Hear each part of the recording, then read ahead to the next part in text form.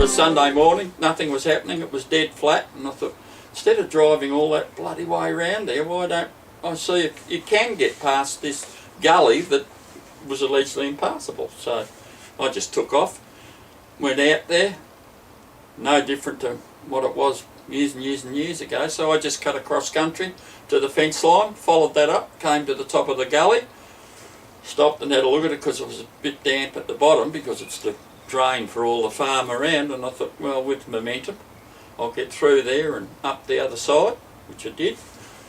Turned left back towards the water, and back along that fence line at the end of that was a stand of trees, and I made my way through that and then just started heading west towards Bells until I came to a whole cliff top to fence line group of little gum trees, all very windswept, you know, up to knee high, but I wasn't game enough to drive through with tyres and things on, so I got out, had a look, sat and walked from there to the cliff top right above Bells, and there was a whole lot of trees between these windswept gums and Bells. There was trees, and you went down a little bit of a slope like that, and down through there was trees that you couldn't drive through because of low boughs and things. So I went back to the car and headed back to Torquay, and coming back I thought, geez, I reckon, you know, get a few guys and we could cut a track through there without too much drama. So I went to Brian Trist's camp, who was over here, and told him the story, and he came out with me, we had a look, and he reckoned, yeah, I reckon that's a go. I thought about that, and that's when I went and got Tristy from over here, and we went out, and he said, oh yeah, that's a go. So we came back, gathered a few bods together. I went home and got mattock and axe and bushman saw and that sort of stuff, and off we went. The road along the cliff top then just came to a dead end at the gully, at that big wide gully. That came to a dead set, end of story. So back up the hill from there, back up the side of the gully to the top of that very steep gully that went down to the fisherman's steps. Just up past there, I turned right and went up as far as the fence line. And then followed the fence line up to the top of that gully where the fence line went across, and the bottom of that was a bit mucky.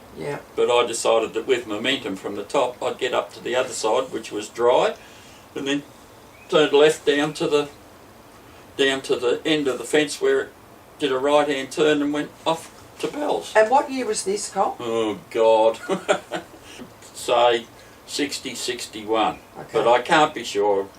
Unfortunately, I did take a photo, and I can't find it because on the second trip out with Tristy and the crew that we gathered from here, Tristy wouldn't take his combi past the right-hand turn on the west side of the gully because it's too rough. Can't do it. So he left his combi there, and everyone walked or came with me to the windswept gum trees where we started chopping and sawing. So now you're right up near Winky Pop again? Yeah, above Winky Pop. So well, what happened from there, on our way back, we stopped off at Joey Sweeney's joint, who lived on the hill at Janjuk at that stage. And we told him, we've just got through to Bells from this side. And he went, what? And I said, yeah, can get through. And I said, we've been out, there were some trees and stuff in the way, and we've cut through them and you can now drive. So I said, it's pretty rough, it's diabolically rough.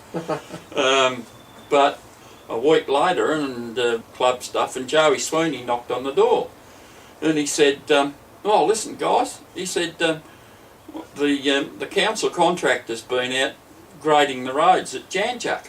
And he said, I took him out to your wheel tracks, and I've got a price from him to follow your wheel tracks across the top and grade the track. And he wants, and this is where I can't remember exactly how much it was, but I remember it being, for those days, a substantial amount, because Joey said, look, if I can get 10 guys to put in X amount each, that will cover the cost of putting the track in.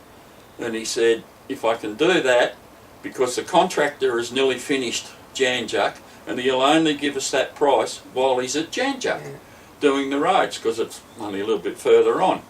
So that was it. So from that point on, Joey took off, and I know that Neil Inglis and I immediately gave Joey our money, and the next thing I heard was the track was through, so I went out to have a look and went, how good's this?